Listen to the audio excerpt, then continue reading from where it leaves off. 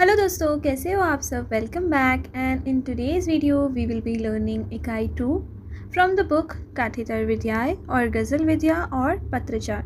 So the chapter 2's name is रेखा चित्र. First of all, we'll learn the summary. Okay, now we'll start with the first point which says अज्ञेया एक स्वतंत्र सोच वाले लेखक थे. अज्ञेया was a free thinking writer. उन्होंने जो महसूस किया उसे खुलकर लिखा. He openly expressed whatever he felt through his writing. रेखा चित्र किसी भी व्यक्ति, वस्तु, भावना या समस्या पर हो सकता है. A sketch can be based on any person, object, emotion or issue. People रेखा चित्र में पेड़ पर रहने वाले पक्षियों का वर्णन है. In the people sketch, birds living on the tree are described. लेखक की खिड़की से पेड़ का पूरा हिस्सा नहीं दिखता था. The author could only see a part of the tree from his window. उसे पूरा पेड़ देखने की उत्सुकता थी, पर वह आलसी था. He was curious to see the full tree, but too lazy to get up. वह लेटे रहने का सुख को छोड़ना नहीं चाहता था. He didn't want to give up the comfort of lying down. W Babu का रेखा चित्र बहुत भावुक और सच्ची कहानी पर आधारित है. W Babu is an emotional and real life sketch. W Babu बहुत ईमानदार, भोले और मिलनसार इंसान थे. W Babu was honest, innocent and friendly. वह एक माली थे और पेड़ पौधे का अच्छा ज्ञान रखते थे. He was a gardener and knew a lot about plants. उन्होंने घड़ी से ज़मीन पर पेड़ों के निशान बनाए. He marked plant spots using his stick. लेखक को डब्ल्यू बाबू की कर्मनिष्ठा पर हैरानी हुई. The author was amazed by W Babu's dedication. W Babu ने जो वादा किया उसे अगले ही दिन निभाया. W Babu fulfilled his promise the very next day. उनकी मौत के बाद भी उन्होंने लेखक के लिए काम भिजवाया. Even after his death, his arranged work reached the author.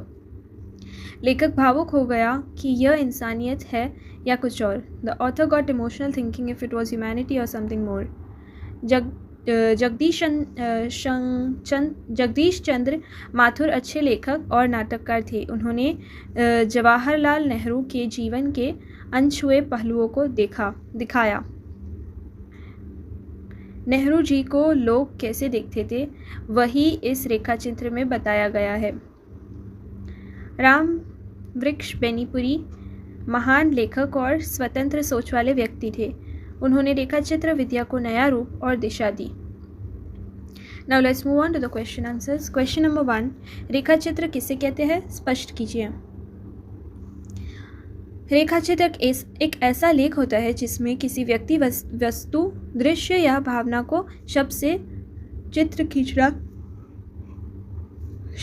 शब्दों से चित्र खींचा जाता है.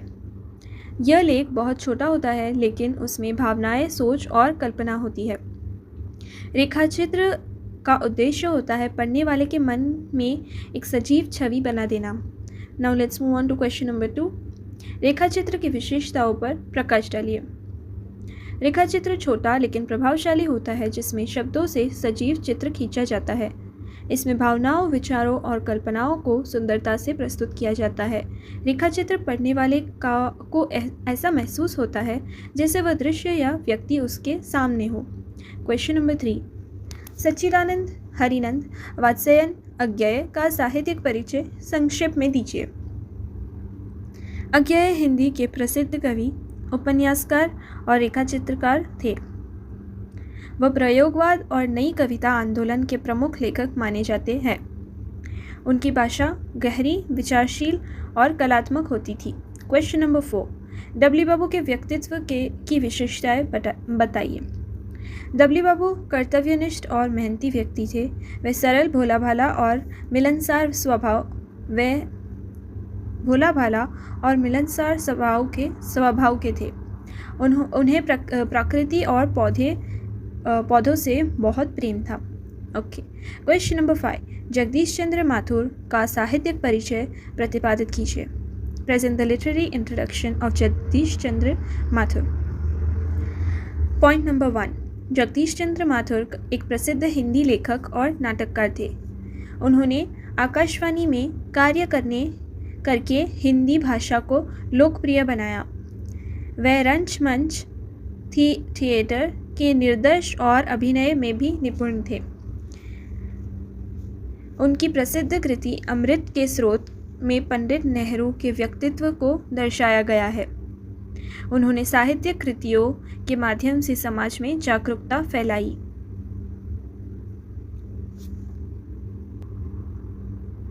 Question number 6.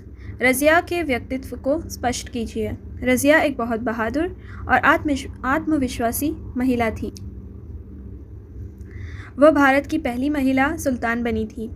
उसने पर्दा प्रथा को त्याग कर खुलकर शासन किया। उसने पर्दा प्रथा को त्याग कर खुलकर शासन किया। रज़िया न्यायप्रिय और प्रजाहित में विश्वास रखने वाली शासिका थी। Razia believed in justice and work for the welfare of a people. उसे अपने कर्तव्य के लिए संघर्ष करना आता था और उसने साहस से हर चुनौती का सामना किया। Now let's move on to the long answer questions. Question number 1. People रेखाचित्र के विषय में विस्तृत विवेचना कीजिए। Discuss in detail about the sketch people. People रेखाचित्र को हरिशंकर परसाई ने लिखा है। The sketch people was written by Harishankar Parsai.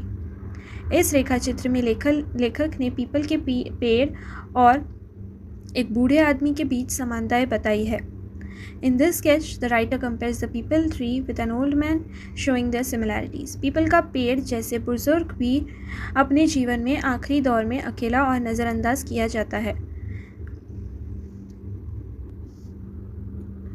Just like the peepal tree, an old person is often neglected and left alone in the later stages of life. लेखक क्या बताने की कोशिश करता है कि समाज में बूढ़े आदमी को उपेक्षित किया जाता है, जैसे पीपल का पेड़ अक्सर छाया और देखभाल के बिना होता है। The writer tries to show that old people are neglected in society just like the peepal tree which is often left without care or attention. पीपल रेखा चित्र में यह संदेश दिया गया है कि हमें बुजुर्गों का सम्मान करना चाहिए और उनकी देखभाल करनी चाहिए। The sketch gives the message that we should respect and take care of the elderly people. Question number 2. विनय मोहन शर्मा का साहित्यिक परिचय दीजिए। Give a literary introduction of विनय मोहन शर्मा.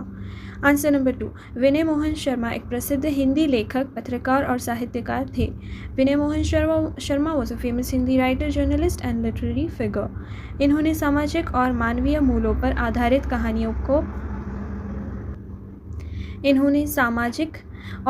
मूल्यों पर आधारित कहानियों और रेखाचित्र लिखे। He wrote stories and sketches based on social and human values. इनकी भाषा सरल, प्रभावशाली और भावनाओं से भरी होती थी। इनकी रचनाएं पाठकों को सोचने पर मजबूर कर देती थी। विनय मोहन शर्मा ने अपने लेखन से समाज की सच्चाइयों को उजागर किया। Question number 3. डब्ल्यू बाबू रेखाचित्र का स्वरूपगत अध्ययन प्रतिपादित कीजिए।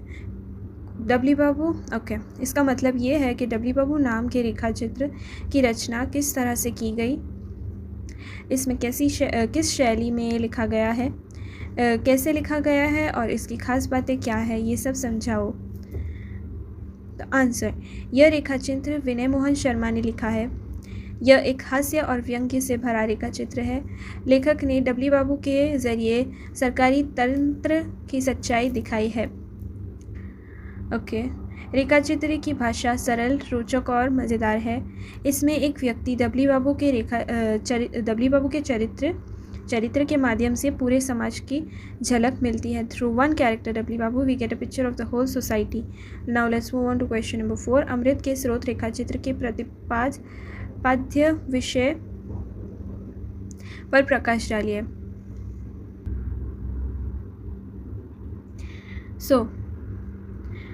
अमृत के स्रोत रेखाचित्र के प्रतिपाद्य विषय पर प्रकाश डालिए। यह सवाल कह रहा है कि अमृत के स्रोत नामक रेखाचित्र का मुख्य विषय क्या है और इसके बारे में हमें कैसे समझना चाहिए। प्रतिपाद्य विषय यानी मुख्य विचार या थीम जिसे रेखाचित्र में प्रस्तुत किया गया है, मतलब अमृत के स्रोत रेखाचित्र का जो संदेश है उस पर बात करना है। आंसर पॉइंट नंबर 1, अमृत के स्रोत रेखा चित्र में प्रधानमंत्री जवाहरलाल नेहरू के व्यक्तित्व को दर्शाया गया है। इसमें नेहरू जी के अनमोल गुण और उनके राष्ट्र के प्रति प्रेम को उजागर किया गया है। लेखक नेहरू जी के व्यक्तित्व को सजीव और प्रभावशाली रूप में प्रस्तुत करते हैं। अमृत के स्रोत का मुख्य संदेश है, नेहरू जी के विचारों और कृतियों से प्रेरणा लेकर हम एक बेहतर समाज बना सकते हैं। रेखाचित्र में लेखक ने उनके विचारों और कार्यों को बड़ी संवेदनशीलता से और गहराई से समझाया है। रेखाचित्र में लेखक ने उनके विचारों और कार्यों को बड़ी संवेदनशीलता और गहराई से समझाया, मतलब in the sketch the writer explains Nehru ji's thoughts and actions with great sensitivity and depth. Question number 5, Ram Vriksh Benipuri के व्यक्तित्व की विशेषताओं पर प्रकाश डालिए। यह सवाल राम वृक्ष बेनीपुरी के व्यक्तिगत की विशेषताओं पर प्रकाश डालने के लिए है, यानी आपको उनके व्यक्तित्व के बारे में, उनके प्रमुख गुणों और विशेषताओं के बारे में बताना है। This question is asking to highlight the characteristics of Ram Vriksh Benipuri's personality. You need to describe the main qualities and features of his personality. Point number 1, साहित्यिक योगदान। बेनीपुरी जी हिंदी साहित्य के प्रमुख लेखक थे। उन्होंने अपनी लेखनी से समाज को जागरूक किया। देशभक्ति, बेनीपुरी जी स्वतंत्रता संग्राम में भागीदार थे और उनके लेखन में देशभक्ति का संदेश था। Benipuri was participant in the freedom struggle, स्वतंत्रता संग्राम, and his writings carried message of patriotism. सामाजिक सुधारक, वे समाज में व्याप्त बुराइयों को दूर करने के लिए हमेशा सक्रिय थे। नवीन दृष्टिकोण, बेनीपुरी जी के विचार नवीन थे, विच मीन्स न्यू पर्सपेक्टिव्स, और वे अपने लेखों में नई दृष्टिकोण को प्रस्तुत करते थे। साहसी और निर्भीक, वे अपने सिद्धांतों पर अडिग रहते थे और किसी भी प्रकार की दबाव के आगे नहीं झुके। क्वेश्चन नंबर 6, रजिया रेखाचित्र का अंतर्वस्तु विश्लेषण एवं भाषागत अध्ययन विवेचित कीजिए। ये सवाल रजिया रेखाचित्र के विषय और भाषा का विश्लेषण करने के लिए कह रहा है। The question is asking to analyze the content and language of Razia. अंतर्वस्तु रजिया के संघर्ष और आत्मनिर्भरता का चित्रण। Depicts Razia struggles and self reliance. स्त्री की स्थिति, पुरुष प्रधान समाज में रजिया की पहचान। भाषा सरल और प्रभावशाली भावनाओं को व्यक्त करती है। संवेदनशीलता, रजिया की भावनात्मक गहराई। भाषा की प्रवृत्तियाँ, प्रेरणादायक और साहित्यिक, इंस्पायरिंग एंड करेजियस लैंग्वेज, प्रेरणादायक और साहसिक, inspiring and courageous language. Okay, so friends, that is all for today. Make sure to like and subscribe for Ikai number 3. Till that, meet you in the next video. Have an amazing day.